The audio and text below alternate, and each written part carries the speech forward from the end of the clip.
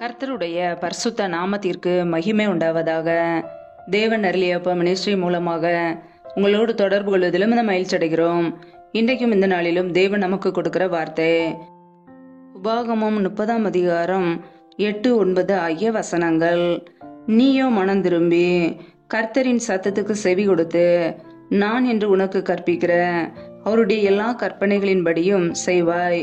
அப்பொழுது உனக்கு நன்மை உண்டாகும்படி உன் தேவனாகிய கர்த்தர் உன் கைகள் செய்யும் எல்லா வேலைகளிலும், உன் கற்பத்தின் கனியிலும், உன் மிருக ஜீவனின் பலனிலும், உன் நிலத்தின் கனியிலும் உனக்கு பரிபூரணம் உண்டாக செய்வார். ஹல்லேலூயா. கிறிஸ்துவுக்குள் பிரியமானவர்களே, கர்த்தருடைய வார்த்தை சொல்லுகிறது, நீயோ மனம் திரும்பி கர்த்தரின் சத்தத்துக்கு செவி கொடுத்து இன்று உனக்கு கற்பிக்கிற அவருடைய எல்லா கற்பனைகளின்படியும் செய்வாய். அப்பொழுது உனக்கு நன்மை உண்டாய் இருக்கும் என்று கர்த்தருடைய வார்த்தை சொல்லுகிறது. அது பரிபூரணம் உண்டாக செய்வார் என்று கர்த்தருடைய வார்த்தை சொல்லுகிறது. ஆம் பிரியமானவர்களே, நாம் கர்த்தருடைய நன்மைகளை பெற்றுக்கொள்ள, பரிபூரண ஆசீர்வாதங்களை பெற்றுக்கொள்ள முதலாவதாக மனம் திரும்ப வேண்டும். நீயோ மனம் திரும்பி என்று கர்த்தருடைய வார்த்தை தெளிவாக சொல்லுகிறது. ஆம் பிரியமானவர்களே, நம்முடைய வாழ்க்கையிலே தேவனுக்கு பிரியமில்லாத காரியங்கள், தேவனுக்கு பிரியமில்லாத சுபாவங்கள் நமக்குள்ளே என்ன காணப்படுகிறது? அப்படிப்பட்ட காரியங்களிலிருந்து கர்த்தருடைய பிள்ளைகள் மனம் திரும்ப வேண்டும். நம்முடைய வாழ்க்கையிலே கர்த்தரை சொந்த இரட்சகராக ஏற்றுக்கொண்டோம். ஆனால் நம்முடைய சுபாவங்கள் எப்படி இருக்கிறது? நமக்குள்ளே அன்பின் கனி காணப்படுகிறதா? கர்த்தருடைய வார்த்தைக்கு கீழ்ப்படிந்து வாழ்கிற ஒரு பழக்கம் இருக்கிறதா? தேவ சித்தத்தை செய்கிறோமா? கர்த்தரின் சத்தத்துக்கு செவி கொடுக்கிறோமா? நம்மை நாமே ஆராய்ந்து பார்ப்போம். ஹல்லேலூயா. நீயோ மனம் திரும்பி கர்த்தரின் சத்தத்துக்கு செவி கொடுத்து அவருடைய எல்லா கற்பனைகளின்படியும் நாம் செய்ய வேண்டும். நம்முடைய வாழ்க்கையிலே முதலாவது மனம் திரும்ப வேண்டும். கர்த்தரின் சத்தத்துக்கு நாம் செவி கொடுக்க வேண்டும். ஒவ்வொரு நாளும் கர்த்தரின் சத்தத்துக்கு செவி கொடுத்து, அவருடைய வார்த்தைக்கு செவி கொடுத்து, தேவ சித்தத்தை செய்கிறவர்களாய் நாம் இருக்க வேண்டும். அவர் நமக்கு கொடுத்த கற்பனைகளுக்கு நாம் கீழ்ப்படிய வேண்டும். எல்லா கற்பனைகளின்படியும் செய்வாய் என்று கர்த்தருடைய வார்த்தை தெளிவாக சொல்கிறது. அவர் நமக்கு கொடுத்த எல்லா கற்பனைகளுக்கும் நாம் கீழ்ப்படிய வேண்டும். ஹல்லேலூயா. நம்முடைய வாழ்க்கையிலே வேதத்தை எடுத்து வாசித்தால் மாத்திரமே கர்த்தர் நமக்கு சொல்லிய காரியங்களை நாம் அறிந்து கொள்ள முடியும். வேதத்தை அறிந்து கொள்ளும் போது, அவருடைய வார்த்தைகளை அறிந்து கொள்ளும் போது நாம் அவருடைய கற்பனைகளையும் கட்டளைகளையும் அறிந்து கொள்ள முடியும். ஆம் பிரியமானவர்களே, நம்முடைய வாழ்க்கையிலே வேதத்தை தியானிக்கிற பிள்ளைகளை நாம் இருக்க வேண்டும். அப்பொழுது மாத்திரமே கர்த்தருடைய வார்த்தைகளை நாம் அறிந்து கொள்ள முடியும். நாம் அதற்கு கீழ்ப்படியும் போது தேவன் நம்மை ஆசீர்வதிப்பார். ஹல்லேலூயா. அவருடைய எல்லா கற்பனைகளின்படியும் செய்வாய். அப்பொழுது உனக்கு நன்மை உண்டாகும்படி உன் தேவனாகிய கர்த்தர் உன் கைகள் செய்யும் எல்லா வேலைகளிலும், உன் கர்ப்பத்தின் கனியிலும், உன் மிருக ஜீவனின் பலனிலும், உன் நிலத்தின் கனியிலும் உனக்கு பரிபூரணம் உண்டாக செய்வார் என்று கர்த்தருடைய வார்த்தை தெளிவாக கூறுகிறது. ஆம் பிரியமானவர்களே, நாம் மனம் திரும்பி கர்த்தரின் சத்தத்துக்கு செவி கொடுத்து அவருடைய எல்லா கற்பனைகளின்படி வாழும்போது அவர் நமக்கு நன்மையை கொடுக்கிறார். நன்மை உண்டாகும்படி நம்மை ஆசீர்வதிக்கிறார், பரிபூரணமாய் ஆசீர்வதிக்கிறார். நாம் செய்கிற வேலைகளை ஆசீர்வதிக்கிறார், தொழில்களை ஆசீர்வதிக்கிறார், வியாபாரங்களை ஆசீர்வதிக்கிறார். கைகள் செய்கிற எல்லா வேலைகளையும் அவர் ஆசீர்வதித்து பெருக பண்ணுகிறார். அதற்கு நாம் மனம் திரும்ப வேண்டும். அவருடைய சத்தத்துக்கு செவி கொடுக்க வேண்டும். அவருடைய கற்பனைகளின்படி வாழ வேண்டும். ஹல்லேலூயா. உன் கர்ப்பத்தின் கனியிலும், உன் மிருக ஜீவனின் பலனிலும், உன் நிலத்தின் கனியிலும் உனக்கு பரிபூரணம் உண்டாக செய்வார் என்று வசனம் சொல்கிறது. ஆம் பிரியமானவர்களே, நாம் செய்கிற வேலைகளை கர்த்தர் ஆசீர்வதிக்க வேண்டுமென்றால், கர்ப்பத்தின் கனியை ஆசீர்வதிக்க வேண்டுமென்றால், மிருக ஜீவனின் பலனில் ஆசீர்வாதம் உண்டாக வேண்டுமென்றால், நிலத்தின் கனியில் ஆசீர்வாதம் உண்டாக வேண்டுமென்றால், நம்முடைய வாழ்க்கையிலே கர்த்தரின் சத்தத்துக்கு செவி கொடுப்போம். அவருடைய கற்பனைகளின்படி வாழ்வோம். மனம் திரும்பி தேவனுடைய பிள்ளைகளாய் வாழ்வோம். கர்த்தர் நம்முடைய குடும்பத்தை ஆசீர்வதிப்பார். பரிபூரண ஆசீர்வாதத்தை நமக்கு கட்டளையிடுவார். ஒருவேளை இன்றைக்கு நீங்கள் செய்கிற வேலைகளிலே ஆசீர்வாதங்கள் இல்லாமல் இருக்கலாம். கைகளின் பிரயாசம் வீணாக போய்கொண்டிருக்கலாம், அல்லது கர்ப்பத்தின் கனி இல்லாமல் தடையாய் இருக்கலாம், அல்லது குடும்பத்திலே மிருக ஜீவனின் பலன் இல்லாமல் இருக்கலாம். ஆனால் இப்படிப்பட்ட காரியங்களை கர்த்தர் உங்களுக்கு ஆசீர்வதிக்க நீங்கள் அவருடைய சத்தத்துக்கு செவி கொடுக்கும் போது, அவருடைய வார்த்தைக்கு கீழ்ப்படியும் போது, அவருடைய எல்லா கற்பனைகளுக்கு கீழ்ப்படியும் போது கர்த்தர் உங்களை பரிபூரணமாய் ஆசீர்வதிப்பார். ஹல்லேலூயா. கர்த்தருடைய பிள்ளைகள் மனம் திரும்பி கர்த்தரின் சத்தத்துக்கு செவி கொடுக்க வேண்டும். ஒருபோதும் அந்நிய சத்தத்துக்கு, சத்ருவானவனுக்கு நாம் செவி கொடுக்காதபடிக்கு தேவனுடைய வார்த்தைகளுக்கு அப்படியே கீழ்ப்படியும் போது நம்முடைய வாழ்க்கையிலே பரிபூரண ஆசீர்வாதங்களை நாம் பெற்றுக்கொள்ள முடியும். ஹல்லேலூயா.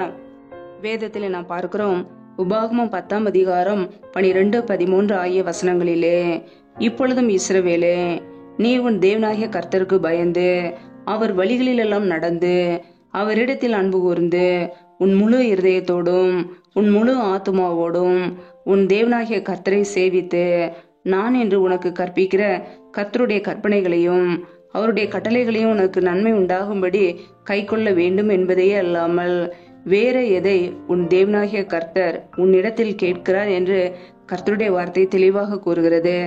ஆம் பிரியமானவர்களே, நம்முடைய வாழ்க்கையிலே நாம் கர்த்தருக்கு பயந்து வாழ வேண்டும். அவருடைய வழிகளிலே நடக்க வேண்டும். தேவனிடத்தில் அன்பு கூற வேண்டும். நம்முடைய முழு இருதயத்தோடு முழு ஆத்துமாவோடு நம் கர்த்தரை தொழுது கொள்ள வேண்டும். ஹல்லேலூயா.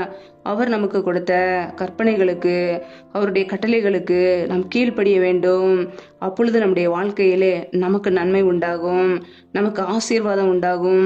பரிபூரண ஆசீர்வாதத்தை கர்த்தர் கொடுப்பார். ஆம் பிரியமானவர்களே, இன்றைக்கு கர்த்தருடைய பிள்ளைகளை நாம் எப்படி வாழ்கிறோம்? கர்த்தருக்கு பயந்து வாழ்கிறோமா? அவருடைய சத்தத்துக்கு செவி கொடுக்கிறோமா? அன்பு கூறுகிறோமா? மற்றவர்களை நேசிக்கிறோமா? மற்றவர்களை மன்னிக்கிறோமா? தாழ்த்துகிறோமா? மனம் திரும்பி அவருடைய பிள்ளைகளாய் வாழ்கிறோமா? நம்மை நாமே ஆராய்ந்து பார்ப்போம். நாம் அவருடைய பிள்ளைகளாய் வாழும்போது நாம் செய்கிற எல்லா வேலைகளையும் ஆசீர்வதிப்பார். ஆசீர்வதித்து பெருக பண்ணுவார். கர்ப்பத்தின் கனியை ஆசீர்வதிப்பார். எல்லா ஆசீர்வாதத்தையும் நமக்கு கொடுப்பார். பரிபூரண ஆசீர்வாதத்தை கர்த்தர் கொடுப்பார். ஹல்லேலூயா. கர்த்தரின் ஆசீர்வாதமே ஐஸ்வர்யத்தை தரும். எந்த வேதனைகளோ துன்பங்களோ இருக்காது. பிரியமானவர்களே, கர்த்தர் நம்மை ஆசீர்வதிக்க தகுதியுள்ளவர்களாய் மாறுவோம். ஹல்லேலூயா.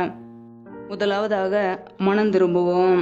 கர்த்தருக்கு பிரியமில்லாத காரியங்கள், சுபாவங்கள் நம்முடைய வாழ்க்கையில காணப்படும் என்றால் நம்முடைய பாவங்களை எல்லாம் அறிக்கையிட்டு அவைகளை விட்டு விடுவோம்.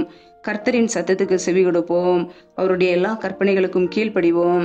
வேத வசனங்களுக்கு கீழ்ப்படிவோம்.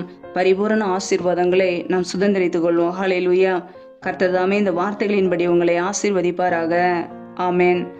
நம்மை நாமே அவருடைய சமூகத்திலே தாழ்த்தி அர்ப்பணித்து ஜெபிப்போம். ஜெபம். எங்களை அதிகமாய் நேசிக்கிற எங்கள் அன்பின் பரலோக தகப்பனே, மை துதிக்கிறோம், ஸ்தோத்திரிக்கிறோம் அப்பா. இந்த இரவு நேரத்துக்காக உடைய சமூகத்திலே வருகிறோம். இந்த நாள் முழுவதும் எங்களை பத்திரமாய் பாதுகாத்து கொண்டீரே, அதற்காக ஸ்தோத்திரம். நல்லவரே மை துதிக்கிறோம், வல்லவரே மை துதிக்கிறோம், பரிசுத்தமுள்ளவரே மை துதிக்கிறோம். ஒவ்வொரு நாளும் எங்களை பாதுகாக்கிறீரே, நன்றி அப்பா. எங்களுடைய தேவைகளை சந்திக்கிறீரே, நன்றி. எங்களை ஜீவனோடு வைத்திருக்கிறீரே, நன்றி அப்பா. உண்ணவும் உடுக்கவும் தங்குவதற்கு இடமும் கொடுத்து எங்களை பாதுகாக்கிறீரே, நன்றி அப்பா.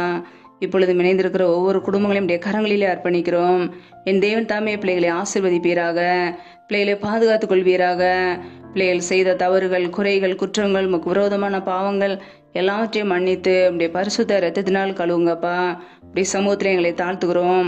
உடைய கிருபையினால் நிரப்புங்க, உடைய வல்லமையினால் நிரப்புங்க. இணைந்திருக்கிற ஒவ்வொரு குடும்பங்களையும் ஆசீர்வதிங்க. பிள்ளைகள் என்னென்ன காரியங்கள் செய்கிறார்களோ எல்லாவற்றையும் வாய்க்க பண்ணுங்க. கையின் கிரியைகளை பெருக பண்ணுங்க, வரதிக பண்ணுங்க. கையின் பிரயாசங்கள் தேவையில்ல செலவுக்கோ, வீண் செலவுக்கோ, மருத்துவ செலவுக்கோ, வடியும் சொல்லி போகாதபடிக்கு என் தேவன் பிள்ளைகளை ஆசீர்வதிங்க. அப்படியே கரங்களிலே தாழ்த்துகிறோம்.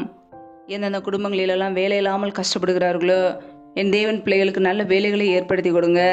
வேலை காரியங்களில் இருக்கிற தடைகளை நீக்கி ஆசீர்வதிங்கப்பா. அப்படியே கரங்களிலே தாழ்த்துகிறோம். எந்தெந்த குடும்பங்களிலெல்லாம் திருமணமாகி நீண்ட நாட்களாக குழந்தை இல்லாமல் கண்ணீரோடு வாழ்கிறார்களோ என் தேவன் அந்த குடும்பத்தை சந்திங்கப்பா. பிள்ளைகள் கர்த்தரால் ஒரு சுதந்திரம், கர்ப்பத்தின் கனி அவரால் கிடைக்கும் பலன் என்று வேதத்திலே நாங்கள் வாசிக்கிறோம். என் தேவன் ஆசீர்வதிங்க. கர்ப்பத்தின் கனி ஆசீர்வாதத்தை கொடுங்கப்பா. நம்முடைய கரங்களிலே தாழ்த்துகிறோம். எந்தெந்த குடும்பங்களிலெல்லாம் கடன் பிரச்சனையிலே உபத்திரவத்தோடு கண்ணீரோடு ஏன் வாழ வேண்டும் என்று யோசிக்கிறார்களோ என் தேவன் அந்த குடும்பத்தை ஆசீர்வதிங்க. பிள்ளைகள் வாழ்க்கையில் உள்ள கடன் பிரச்சனையை மாற்றி ஆசீர்வதிங்கப்பா. தரித்திர நிலைமைகள் எல்லாம் இயேசு கிறிஸ்துவின் நாமத்தினால மறைந்து போகட்டும். புதிய ஆசீர்வாதத்தினால் பிள்ளைகளை நிரப்புங்க. உடைய கரங்களில் அர்ப்பணிக்கிறோம். எந்தெந்த குடும்பங்களிலெல்லாம் திக்கற்றவர்களாய் தனிமையோடு வாழ்கிறார்களோ, கணவரால் கைவிடப்பட்ட ஒரு நிலைமையிலே யாருமே இல்லாமல் கஷ்டப்படுகிறார்களோ என் தேவன் அவர்களுக்கு உதவி செய்யுங்கப்பா. திக்கற்ற பிள்ளைகளுக்கு நிறைய சகாயர் என் தேவன் மாத்திரமே உதவி செய்ய முடியும். பொருளாதார தேவைகளை சந்திங்கப்பா. படிப்பு காரியங்களை சந்திங்க. பண தேவைகளை சந்திங்க. சூழ்நிலைகளை சாதமாய் மாற்றி விடுங்க. என்னென்ன காரியங்களுக்காக ஜெபிக்கிறார்களோ எல்லா தேவைகளையும் சந்திங்கப்பா, ஆசீர்வதிங்க. நம்முடைய கரங்களிலே தாழ்த்துகிறோம். எந்தெந்த குடும்பங்களிலெல்லாம் பலவீனத்தோடு சோர்வோடு வியாதியோடு கஷ்டப்படுகிறார்களோ என் தேவன் அவர்களை சுகமாக்குங்கப்பா. அப்படியே சுகமாக்கும் கரும் பிள்ளைகளை இப்பொழுதே தொட்டு சுகமாக்கட்டும், விடுதலையாக்கட்டும். பலவீனத்திலே அப்படியே பலன் பரிபூரணமாய் விளங்கட்டும். என் தேவன் வசனத்தை அனுப்பி குணமாக்குகிற தேவன். ஒவ்வொரு குடும்பங்களையும் ஆசீர்வதிங்க. பலவீனங்கள் எல்லாம் நீங்கி போகட்டும். அப்படியே நன்மையினால் நிரப்புவீராக. ஆசீர்வதிங்க, பலப்படுத்துங்க. எந்தெந்த குடும்பங்களிலெல்லாம் கணவன் மனைவிக்கிடையே பிரிவினையோடு பிரச்சனையோடு வாழ்கிறார்களோ என் தேவன் அந்த குடும்பத்திலே சமாதானத்தை கொடுங்கப்பா. குடும்பத்திலே குழப்பங்களையும் பிரிவினைகளையும் சண்டைகளையும் கொண்டு வருகிற பொல்லாத சத்ருவின் கிரைகள் எல்லாம் இயேசு கிறிஸ்துவின் நாமத்தினால வெளியேறட்டும். ரீபா ரபா தூராபா ராக்காபா ருஷேதேனேமாக்கா ரபா. என் தேவன் ஆசீர்வதிங்க. அப்படியே சமாதானத்தை கொடுங்கப்பா.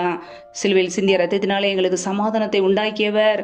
ஒவ்வொரு குடும்பத்திலும் தெய்வீக சமாதான ஆளுகை செய்யட்டும். அப்படியே நன்மையினால் நிரப்புங்க. கர்த்தரின் ஆசீர்வாதமே ஐஸ்வர்யத்தை தரும் என்ற வசனத்தின்படி பிள்ளைகளை ஆசீர்வதித்து அப்படியே நன்மையினால் ஐஸ்வர்யத்தினால் நிரப்புங்க. அப்படியே கரங்களிலே தாழ்த்துகிறோம். இந்த இரவு நேரத்தில் இன்பமான நித்திரையை கொடுங்கப்பா. நல்ல சொப்பன தரிசனங்களை வெளிப்படுத்துங்க. வரப்போற காரியங்களை குறித்து ஒவ்வொரு நாளும் எங்களோட பேசுங்க. அதிகாலையில் எழுந்து தேவ சமூகத்திலே காத்திருக்க புது கிருபையை பெற்றுக்கொள்ள அர்ப்பணிக்கிறோம். சற்று கொண்டு வருகிற போராட்டங்கள், பிரச்சனைகள், தீமைகள், மரண பயங்கள், இருளின் அதிகாரங்கள், ஆபத்துகள், நாச மோசங்கள், தீமைகள், விக்னங்கள் எல்லாவற்றிற்கும் விலைக்கு எங்களை பாதுகாத்து கொள்ளுங்க. அப்படியே ரத்த கோட்டைகளை எங்களை அர்ப்பணிக்கிறோம். தாழ்த்தி ஜெபிக்கிறோம். நீரே எங்களுக்கு அடைக்கலம், நீரே எங்களுக்கு பாதுகாப்பு. நாங்கள் நம்பி இருக்கிறவர் நீர் ஒருவர் மாத்திரமே. இப்படி சமூகத்திலே தாழ்த்துகிறோம். எங்களை ஆசீர்வதிப்பீராக.